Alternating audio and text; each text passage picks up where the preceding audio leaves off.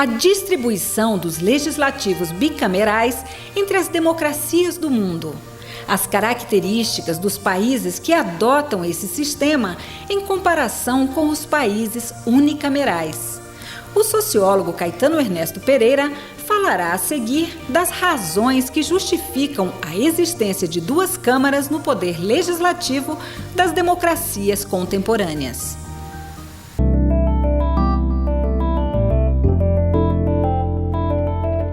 Cerca de 1/3 dos legislativos do mundo são bicamerais. O bicameralismo está associado principalmente à heterogeneidade da população e à consolidação da democracia. As razões normalmente levantadas em favor do bicameralismo numa ordem política democrática são a divisão de poderes, a proteção das minorias, a federação e a função revisora.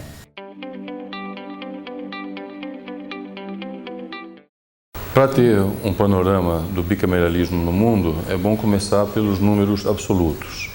E nesse sentido a gente pode dizer que existem hoje cerca de 170 legislativos operando no mundo, e desse número 2/3 são unicamerais e 1/3 apenas tem duas câmaras.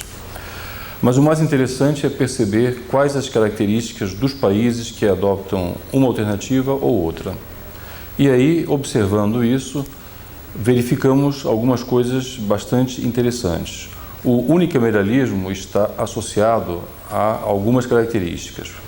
Normalmente é adotado em países não muito extensos, em países não muito populosos, em países cuja população é homogênea em termos étnicos, linguísticos, religiosos, e em países com pouca tradição democrática.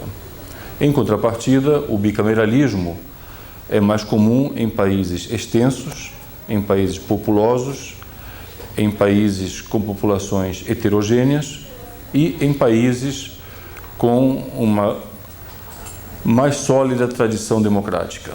Há vários exemplos ilustrativos disso. As duas maiores democracias unicamerais do mundo são Portugal e a Grécia, que são países que têm em torno de 10 milhões de habitantes.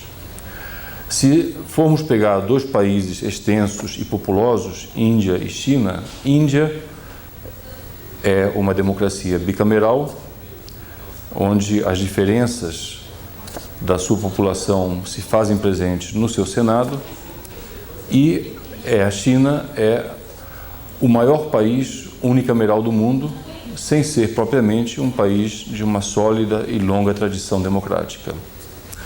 Então, se formos pensar um pouco quais as razões dessas características e dessa distribuição, nós podemos hierarquizar esses traços em algumas explicações.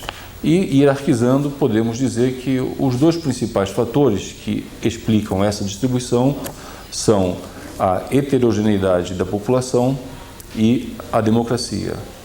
A heterogeneidade significa que existem grupos minoritários que querem ser representados numa casa diferente, numa casa onde o princípio da maioria esteja relativizado, pelo menos. E a democracia significa que esses regimes mais sólidos, com uma longa tradição democrática, têm uma sensibilidade maior para incorporar essas demandas e para criar o seu Senado.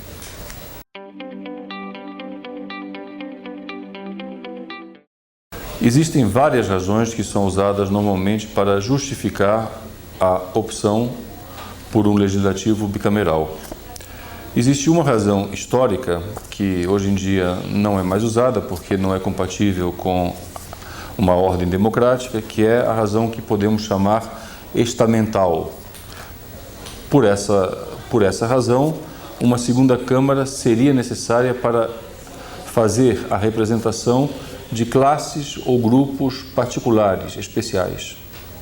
Normalmente era uma segunda Câmara reservada para o estamento nobre, dos nobres. Houve segundas câmaras desse tipo em quase todos os países monárquicos, mas no século XX todas foram sendo abolidas e hoje em dia resta apenas uma Câmara que tem essa característica, que é a Câmara dos Lordes no Reino Unido. Existem outras razões que são compatíveis e são congruentes com uma ordem democrática. A primeira delas é a questão da divisão entre os três poderes. Na teorização da democracia, a divisão de poderes sempre foi vista como relevante para impedir a tirania, ou seja, um poder controla o outro, você tem todo um jogo de pesos e contrapesos, e existem vários países organizados dessa forma, ou seja, a sua Constituição incorporou esse princípio. E no sistema de divisão de poderes, um legislativo bicameral é um fator relevante. Por quê? Porque aí você não só divide poderes entre executivo, legislativo e judiciário, mas no próprio legislativo você tem controles recíprocos de poderes entre uma Câmara e outra e controles diferenciados sobre os outros poderes por parte de uma Câmara ou de outra. Então, onde a divisão de poderes é importante, o bicameralismo também tende a ser mais contemplado. Uma segunda divisão, essa de caráter mais geral, e não apenas do ponto de vista estritamente constitucional, é a questão da proteção às minorias. Todos os teóricos da democracia alertaram, desde que essas teorizações começaram a ser feitas, sobre os perigos da tirania da maioria.